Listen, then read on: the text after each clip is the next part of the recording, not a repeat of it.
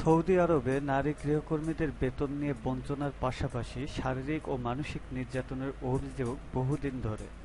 নারী গৃহকর্মীরা সৌদি যাওয়ার পর থেকে ধর্ষণসহ নানা রকম নির্যাতনের শিকার হয়ে এ পর্যন্ত ২২ জনকে প্রাণও দিতে হয়েছে।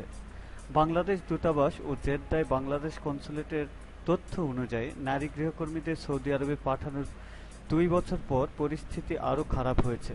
এ পর্যন্ত সরকারিভাবে দেশে ফিরে এসেছেন প্রায় ১,৫০০ নারী। আরও বেশ কিছু নারী নিজেদের চেষ্টায় ফিরেছেন। খুনের দায়ে ২ নারীকে সৌদি আরবে শিরোচ্ছেদের প্রতিবাদে ইন্দোনেশিয়া মধ্যপ্রাচ্যে গৃহশ্রমিক না পাঠানোর সিদ্ধান্ত নেয়। ইন্দোনেশিয়ার দাবি, নির্যাতনের শিকার হওয়া ওই ২ নারী আত্মরক্ষার্থে সৌদি নাগরিকদের খুন করতে বাধ্য হয়েছেন। বাংলাদেশ দূতাবাসের এক প্রতিবেদনে বলা হয়েছে, সৌদি আরবে বাংলাদেশে গৃহকর্মী বাড়ার সঙ্গে সঙ্গে নির্যাতিতদের সংখ্যাও বাড়ছে। অসুস্থতা বাড়ির জন্য কাতর হওয়া, খাদ্যাভ্যাস, ভাষার সমস্যার পাশাপাশি শারীরিক, মানসিক ও যৌন নির্যাতন বাড়ছে ব্যাপকভাবে।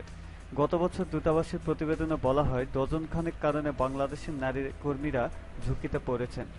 কারণগুলো হলো ধর্ষণ কিংবা ধর্ষণ আতঙ্ক, গৃহকর্তা ও গৃহকর্ত্রীর মাধ্যমে শারীরিক ও মানসিক নির্যাতন, বেতন না দেওয়া, ফোন কেড়ে নেওয়া, নির্যাতনের পর পালিয়ে গেলে থানায় চুরি ও নাশকতার মামলা দেওয়া, নির্যাতনের পর পালিয়ে পুলিশের আশ্রয় গেলে আবার আগের নিয়োগকর্তার কাছে ফেরত পাঠানো, অসুস্থ হলে চিকিৎসা না করা, বেশি অসুস্থ হলে রাস্তা কিংবা দূতাবাসের সামনে ফেলে যাওয়া এবং দূতাবাসকে না জানিয়ে ক্রীতদাসের মতো এক এজেন্সি থেকে অন্য এজেন্সিতে বিক্রি করে দেওয়া।